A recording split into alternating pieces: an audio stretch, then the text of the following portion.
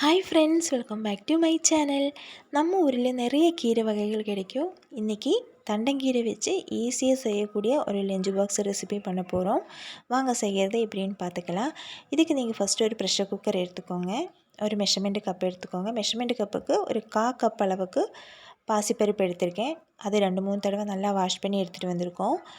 ஒரு 10-15 பல் சின்ன வெங்காயம், ஒரு 4 பல் வெள்ளைப்பூண்டு எடுத்துருக்கோம். மீடியம் சைஸ் அளவுக்கு இருக்கிற ஒரு தக்காளி கட் பண்ணி எடுத்திருக்கேன். அதையும் நம்ம போட்டுடலாம். ஒரே ஒரு பச்சை மிளகாய் எடுத்திருக்கேன். அதையே நல்லா நடுவால் கீறி விட்டுக்கோங்க. அதுக்கப்புறம் போட்டுருங்க. இப்போது துவரம்பருப்பு அதே மாதிரி தான் 1/4 கப் அளவு எடுத்திருக்கேன். அதையும் நல்லா வாஷ் பண்ணி எடுத்துகிட்டு வந்திருக்கோம்.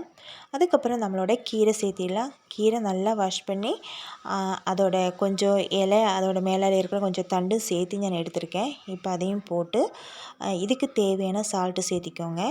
ஒரு 1/4 ஸ்பூன் அளவுக்கு மஞ்சத்தூள் சேர்த்திட்டேன். இப்போது இந்த பருப்பு கீரையெல்லாம் வேகிற அளவுக்கு தண்ணி நீங்கள் ஊற்றிக்கோங்க. பருப்பு நீங்கள் எந்த குவான்டிட்டிக்கு எடுக்கிறோமோ அதுக்கு தகுந்த மாதிரி நீங்கள் தண்ணி சேர்த்திக்கோங்க. நான் இப்போ 1 டம்ளர் தண்ணி தான் நான் சேர்த்திருக்கேன். இப்போது குக்கர் க்ளோஸ் பண்ணிக்கலாம். ஒரு 3 விசில் வர வரைக்கும் நம்ம இதையே நல்லா வேக வச்சு எடுக்க போகிறோம். அது பண்ண அங்கே வேகட்டும்.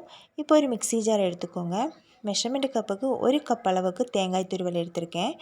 1/4 கப் அளவுக்கு சீரகம், நல்ல சீரகம், 2 பச்சை மிளகாய் எடுத்திருக்கேன். இப்போது இது கஞ்சி தண்ணி தான். நம்ம கஞ்சியெல்லாம் வடிகட்டின தண்ணி அதே யூஸ் பண்ணியிருக்கேன் இது அரைக்கிறதுக்கு.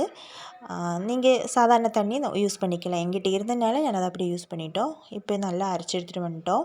இந்த மாதிரி கன்சிஸ்டன்சி தான் நமக்கு வேணும். ரொம்ப கொரகொரப்பாகவும் இல்லாமல் ரொம்ப ஃபைன் பேஸ்ட்டாகவும் இல்லாமல் அரைச்சிட்டோம். இப்போ நம்மளோட கீரை பருப்பெல்லாம் நல்லா வெந்துடுச்சு பாருங்கள். நல்லா மசிச்சு விட்டுருங்க. இதிலிருந்து 2 கரண்டி அளவுக்கு கீரையை நான் வேறு பவுலுக்கு மாற்றி எடுக்க போகிறோம். அதுக்கப்புறம் நம்ம அரைச்சி வச்சுருந்த நம்மளோட தேங்காய் விழுது நம்ம சேர்த்திக்கலாம். அந்த மிக்ஸி ஜார் அலசின தண்ணி மட்டும்தான் நான் சேர்த்திருக்கேன். அதுக்கப்புறம் நல்லா மிக்ஸ் பண்ணிக்கோங்க. மிக்ஸ் பண்ணி விட்டு இதுக்கு தேவையான சால்ட்டு நமக்கு பத்தாது, அது நீங்கள் பார்த்து நீங்கள் போட்டுக்கோங்க. அப்புறம் நம்ம க்ளோஸ் பண்ணி விட்டுடலாம். ஒரு 2 நிமிஷத்துக்கு கொதிச்சதுக்கப்புறம் நம்ம கீழே இறக்கி வச்சிடலாம்.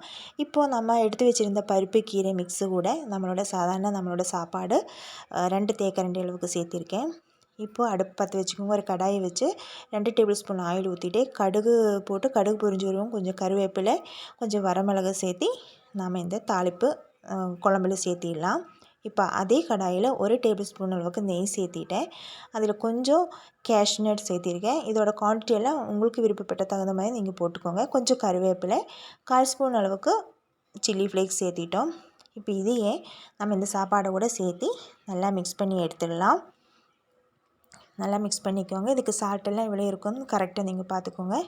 பாருங்கள், இப்போ நம்ம ஈஸியாக நமக்கு லஞ்ச் பாக்ஸுக்கு 2 ஐட்டம் ரெடி ஆயிடுச்சு. ஒன்று நம்ம குழம்பு, பருப்பு கீரை குழம்பு, இது கீரை சாப்பாடு ரெடி ஆயிடுச்சு. குழம்பு நம்ம பெரியவங்க எடுத்துக்கலாம். ஸ்கூலுக்கு குழந்தைகளுக்கு நீங்கள் கொடுத்து விடுற மாதிரி இருந்தால் நீங்கள் இந்த மாதிரி ஐடியா பண்ணிக்கோங்க. எவ்வளோ நியூட்ரிஷனான ஒரு விஷயம்னு உங்களுக்கு தெரியும். கீரை கொஞ்சம் காரமெல்லாம் அவங்களுக்கு தகுந்த மாதிரி கம்மி பண்ணி போட்டிருக்கோம். நான் இந்த சாப்பாடில் பார்த்திங்கன்னா சில்லி ஃப்ளேக்ஸ் தான் போட்டிருக்கோம். நாம் எப்போதுமே நம்ம செய்கிற குழம்புலேருந்து கொஞ்சம் சாப்பாடை மிக்ஸ் பண்ணி தான் அவங்களுக்கு லஞ்ச் பாக்ஸ் கொடுத்து விடுவோம். இந்த மாதிரி நம்ம செப்பரேட்டாக கொஞ்சம் ஈஸியாக எடுத்து செய்யும்போது கொஞ்சம் கேஷ்யூ, நெய்யெல்லாம் சேர்த்திருக்கனால அவங்களுக்கு அதோட ஃப்ளேவர் அதெல்லாம் அவங்களுக்கு பிடிக்கும். அவங்க மட்டும் இல்லாமல் நாமளும் கொஞ்சம் இந்த கீரை சாப்பாடு சாப்பிட்டுக்கலாம். ஆனால் இதில் கொஞ்சம் காரமெல்லாம் கொஞ்சம் தூக்கலாக போடணும், அவ்வளோதான். வீடியோஸ் பிடிச்சிருந்தால் மறக்காமல் லைக் பண்ணி, ஷேர் பண்ணி, சப்ஸ்கிரைப் பண்ணிக்கிட்டே பாய்.